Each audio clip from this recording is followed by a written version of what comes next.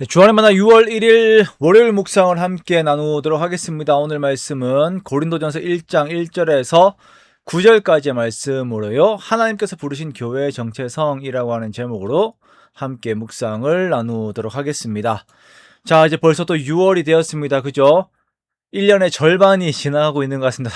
정말 세월 정말 빠르네요. 그냥 시간이 얼마 전에 송구영 신예배 드린 것 같은데 벌써 시간이 이렇게 되었습니다. 절반 왔는데요. 우리 하나님께 계속적으로 감사하면서 하나님과 동행하는 우리가 되기를 원합니다. 오늘부터 우리는 고린도 전서를 함께 보게 됩니다. 고린도 전서를 통하여서 하나님께서 교회를 향하여 가지고 계신 아름다운 뜻들을 우리가 함께 바라보면서 그리스도의 몸된 교회의 모습들을 더욱 이루어가는 우리가 되기를 원합니다. 고린도 전서는 교회 안에서 기독교 신앙이 이교적이고 세속적인 문화와 충돌하게 될 때에 어떻게 그 문제를 바라보고 해결해야 하는지를 가장 잘 보여주는 성경입니다. 그래서 오늘날에도 고린도전서를 많이 보고 또한 고린도전서의 말씀들을 인용하여 설교로 나누기도 합니다. 고린도 교회는 당시 이제 헬레니즘 문화, 즉 그리스 문화의 한복판에 세워진 교회 안에서 일어나는 실제적인 문제들, 분파, 근친상간, 소송, 성적인 방종, 결혼과 이혼, 우상 제물, 예배 무질서, 부활 논쟁 등의 문제들을 다루고 있습니다. 즉 이제 헬레니즘 문화, 이제 그리스 문화라고 했는데 이것이 이제 로마 시대이긴 한데 그 모든 것들이 그리스 문화를 이제 가장 밑바탕에 깔고 있잖아요. 그래서 그리스 신화라고 하든지 라든지 아니면 로마에서 추구하는 모든 가치관들이 이제 교회 안으로 그대로 들어오면서 이제 복음의 내용들과 성경의 내용들과 맞부딪혀 버린 것입니다. 자, 여기에서 이 부딪힘 속에서 우리가 이제 주목해서 보아야 하는 것은 이러한 문제들을 해결함에 있어서 바울은 이 문제 해결을 뭐 다른 어떤 방법을 가지고서 해결한 것이 아니라 십자가에 못 박히신 예수 그리스도 안에서 문제를 해결하고 있다라고 하는 것들을 우리가 함께 바라보는 것입니다. 고린도 교회는요, 보면 유대인과 이방인, 또 부자와 가난한 자, 노예와 자유인들이 섞여 있는 그런 교회였습니다. 그리고 이 안에는 또 소수의 상류층들과 다수의 하류층들이 함께 있었고요. 이들의 그 사회적인 격차가 교회 갈등의 주요 원인이 되기도 하였습니다. 이러한 교회 안의 상황들을 두고 바울은 이제 먼저 이제 들었던 이제 문제들에 대한 해결 방법들을 고면을 합니다. 그래서 1장에서 6장까지는 교회 내의 어떤 분쟁들, 그리고 근친상간의 문제가 있었거든요. 그런 것들, 교회가 어떻게 징계해야 하는가, 또 세상 법정 소송에 대한 문제, 그리고 성적인 방종과 함께 그리스도인들의 육체의 개념에 대한 신학적인 그 정리들도 함께 해줍니다. 또한 고린도 교회 안에서는 제대로 정리되지 않은 여러 신학적인 개념들에 대한 바울의 답이 필요하였었는데요. 먼저는 결혼과 독신의 문제, 또 우상 제물의 문제, 공적 예배 안에서의 질서의 문제, 부활의 문제, 연보에 대한 문제들에 대한 답을 바울이 내려주고 있습니다. 바울은 먼저 사도된 자신의 정체성과 그리스도의 부르심을 받은 고린도 교회의 정체성에 대해서 말씀을 합니다.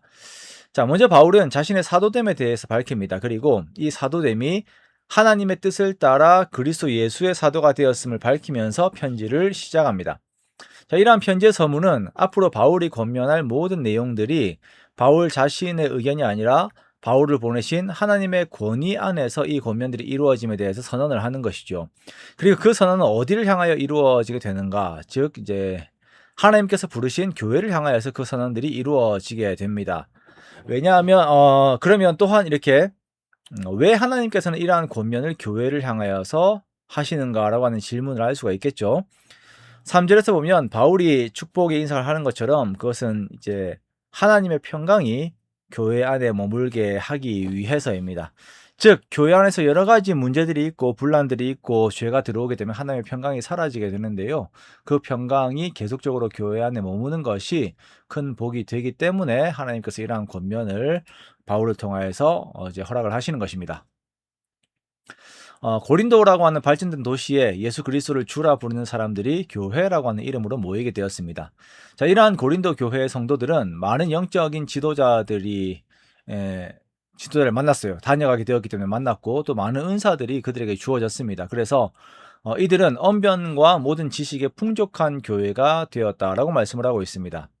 또한 예수 그리스도의 증거가 고린도 교회 안에 견고하게 되었습니다. 이 말은 주님께서 이들에게 많은 은사들을 주셔서 그리스도의 능력들을 경험하였다라는 것입니다. 자, 이렇게 교회 안에 주어진 지식적인 풍족함과 성령의 능력들, 은사에 대한 내용들은 바울로 하여금 하나님께 감사하도록 하는 선한 내용들이었습니다.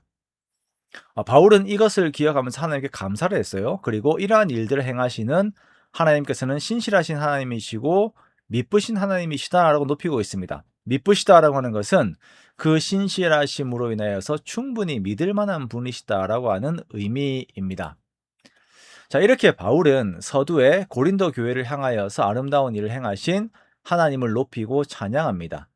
이러한 것들이 당연한 것처럼 보이지만 바울의 이러한 인사는 고린도 성도들에게 자기 자신을 돌아보게 하는 거울의 역할을 하는 그러한 내용들이었습니다. 왜냐하면 고린도 성도들은 자신들에게 주어진 모든 하나님의 은혜들, 영적인 지식들과 은사와 같은 것으로 하나님을 찬양하고 감사하며 하나님께 영광을 돌린 것이 아니라 자기 자신을 높이는데 이 모든 것들을 사용하였기 때문입니다. 그러므로 편지의 서두에 나오는 사도된 바울이 하나님 앞에서 보이는 이러한 태도는 성도들이 하나님 앞에서 마땅히 가져야 하는 기본적인 태도들을 보여주는 본이 되는 것이었습니다.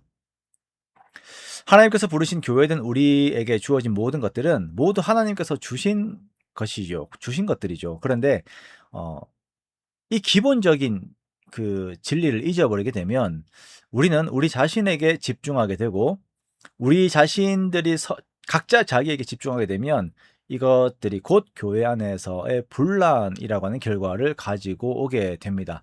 그러므로 우리는 우리를 부르신 분의 뜻에 합당하게 행해야 합니다.